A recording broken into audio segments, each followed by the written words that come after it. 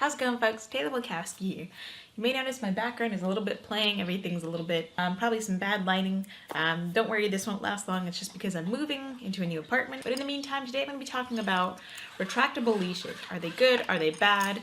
It's kind of a controversial subject in the dog world that some people love them, some people hate them. People say you should never use them. People say it's totally fine to use them. That's all they use. So I'm going to be giving you my opinion and how I would use them, if any, when working with dogs. So if you're ready for that, then let's get started. First off, let's talk about what my opinion is about retractable leashes. Now, first off, I used to hate these things more than anything. I still do really dislike them a lot, depending on how you use them. So a lot of people will get these and just, put it on their dog and away they go. And they never lock it, they never do anything, or they're just constantly, their dog's going everywhere. This happens to be 8 meters, which I think is about just under 26 feet. Could be wrong, but around there. So that's a lot of room for this dog to go running. Personally, I got this one specifically for the amount of distance. I'll get into that in just a minute, but I'm okay with them now, so long as they're used with caution. So I never use these when first training a dog to walk on leash. I use a regular 6-foot leash. The majority of the time I walk Adonis or any other dog, I use a regular 6-foot leash. I will use this if we're going out just to go sniff, if there's room. I'm not going to go into like the city or stores with one of these. It's just too annoying. I'd rather just have a 6-foot leash, and with that I've developed timing and feel and pressure and release. My dog knows how to walk on it, and my dog is not going to pull. These guys a lot of times require the dog to pull to get this to come out. Otherwise, if you're not pulling at all, you're stuck here. So you do have to pull and have a little bit more force. The further out you go, the more force there is. This is a good bit of force on this leash here. For many dogs, it doesn't make any difference at all. But for my dog, he's very sensitive to leash pressure. If he's dragging his leash and it happens to get snagged on something, very simple, just around the corner of a wall, it's not tight or anything, he'll just stop and he'll sit there. Because I've taught him, when you get snagged, don't panic. Just sit there and I'll come help you. Or or I can entice him to move forward and kind of move over that object. So this is actually, Adonis does not pull on one of these. If it's hooked to him down here, my hand's up here, he won't really go further than this because he's been taught and reinforced not to pull. So if I do use this, I will actually say it's hooked to him here. I will actually, pull it out a little bit extra and then maybe lock it. I'm not the best with these. And then that way we can still keep a little bit of loose, slack here. Now, I don't like it to just be constantly tight. That's another reason why I don't like it, is because these are constantly reinforcing the dog has to pull. It's always tight on the dog. The dog learns to ignore this tension. I don't want my dog to learn to ignore it because I've taken so long to teach him properly through positive reinforcement and a lot of time to not pull on leash. So I will actually take out a little extra and leave the slack here. A lot of people would say, well, why don't you just use a regular leash then? Well, we can, but, sometimes if I'm lazy or if I want him to have more room, again, this goes probably about 26 feet, 25 feet. So if we're out in a field and I want him to enjoy having some room to go sniff and whatnot, we can still do that. If he happens to be close to me, with this, then I'll pull it out a little bit extra, kind of give him that incentive that, hey, go ahead. I'm taking some slack out so you don't have to pull so much, and then he'll go out and enjoy himself. Same thing if we see someone coming, say he's out here, I will actually, slide my hand down and grip it, and then I can take the slack and unlock it, versus having it, on your dog like this, and then it yanks them like this. A lot of people will do that. They lock it, let it go, and it slams on the dog like that. If I'm going to use one, I want one with a nice little band like this, a nice strong band, nothing with just the little wire or the little string. I don't trust them. I don't think they're very strong. I don't think it's a very strong point. I don't even think this is the strongest point. So if I had a dog that was a really hard puller, I would never use one of these. You don't have enough control over your dog. But if you do have a dog that's very good on leash, then this might be something nice, like a management tool, or you want them to go out and sniff, or that way you don't have to be reeling in lots and lots of line. So if you're out there working with your dog on the long line and you've moved to the point where you want to have it just back and forth, meaning that you don't have to reel in 50 feet of leash or 30 feet of leash constantly, your dog is good enough at being able to come back, and every now and then maybe there's a little question about it. So you ought to keep the leash on them. This is a good tool, in my opinion, you know, when they've been properly trained, that you can put this on them, they can go run around, have fun, you can still call them back, you still have this leash on them, and as they come back, it gets reeled in by itself, so you don't have to constantly worry about tripping yourself up over the leash. If, you know, today you're a little bit lazy, or you just don't really, you know, want to drag in 30 feet of leash, you know.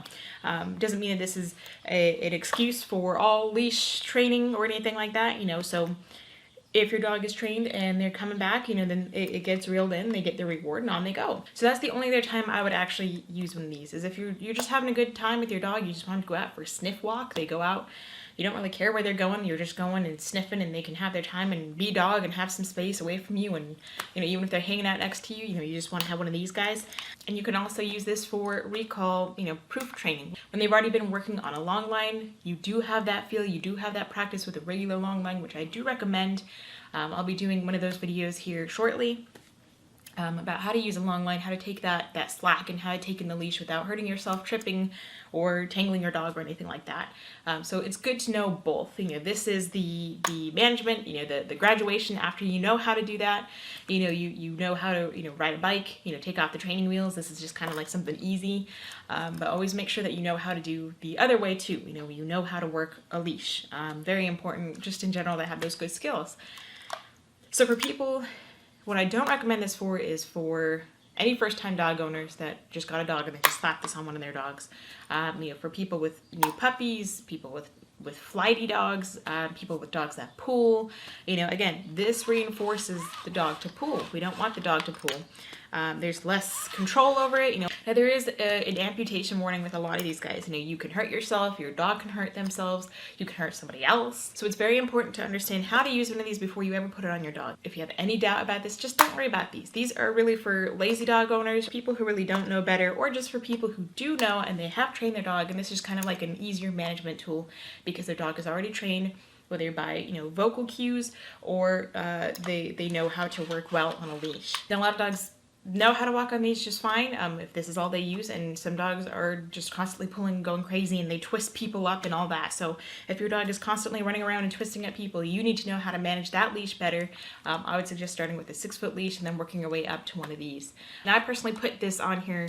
This was a little slip collar lead that came with this tool, just to as a backup in case you know, it should come off your dog's regular harness or collar, and this would be a little slip collar to keep your dog there from getting away. Now I actually use it as a handle for myself, so if I'm walking, if I happen to drop one of these, you know, the leash is not going with my dog, it's actually still on my wrist. So most of the control goes here. If I need to grab something, I can. It just kind of hangs here. You know, so this is just my personal backup that I like to do. I do that with any leash, you know, kind of just hang it over the wrist like that, you know, but I grab the rest of the leash with my hand.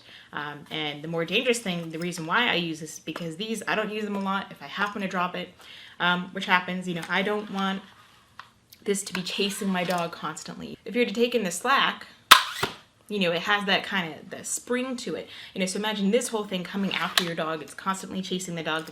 The dog is constantly running, or it might, you know, zoom up and hit the dog. You know, so it's really dangerous. These are really dangerous unless you know how to use them properly. And properly means that, you know, one, you get your dog used to walking on leash. You understand how to hold these. You understand how to work them. You know regular leash feel and timing and touch, and you're able to take in slack and bring it and loosen it and let it slide out of your hand. And I'll explain more about that when I make my long line video and about how I usually use a leash and, you know, work with leash and pressure and release and all that. I generally only use it with my own dog on certain walks. If I'm lazy, I just want him to have a nice little sniff walk. He can go in a distance. You know, I don't have to go walking through the weeds because he wants to go sniff in the weeds. You know, and I make sure nobody's around. If people come up, of course, I shorten my leash up. You know, I'm not one to just let my dog go 20 feet out in front of me, you know, maybe 8, 10, 20 feet if nobody else is around. If we're going around a corner, make sure to shorten up your leash, no matter what length or no matter what type of leash you're using, especially with these or any leash that's really long. If your dog is just going, and you're coming up to a corner or a blind spot, you know, you're going past some cars and there's a street, or you're going down, you know, the corner of a building and there's a turn and you can't see around that corner, shorten your dog up to at least 6 feet, bring them back to that legal distance that you should have them, you know, close to use. That way if you turn, you don't run into somebody else, you don't have a collision, you don't have a dog fight, or, you know, somebody gets spooked, or your dog just runs into something else and chases it, or you know, again, something could happen. So just be mindful, be respectful of your fellow neighbors and people and other dogs. And when you're using one of these, make sure that you understand how it works before you ever put it on your dog. Do be careful. These things can, you know, smack and hurt things, and you don't want to hurt your dog. And if you do have a lot of slack, you don't want to just yank your dog like that. You know? So if I'm going to be taking in that much slack, I'll grab the leash itself and slide it, you know, like that, gently through my hands. And that's for me. So if it, you know, don't try this if you think you're going to hurt yourself. You know, be careful with these things. And if you ever have any doubt, just use a regular leash. So I hope that helps everybody out there. Just my opinion on these. For me, I still am not the biggest advocate of these. I would never actually advocate for anyone just every day going out and getting one of these. Practice on a regular leash first, 6 foot, and then work your way down the long line. When you can master the long line, then maybe you can consider using one of these guys. If you can master the long line and your dog can master the long line and the leashes and they're really good on leash, and then maybe you can graduate to one of these and use these for if you just want your dog to go around and have fun. You don't want to have to drag a long line with you and wrap it up. So that's just my opinion on these guys and how I use these and how I feel that they should work. So I hope you enjoyed this video. Thank you very much for stopping by. I do appreciate it. If you have any questions, feel free to leave them down in the comments below and let me know what you'd like to see next time. And until then, stay positive.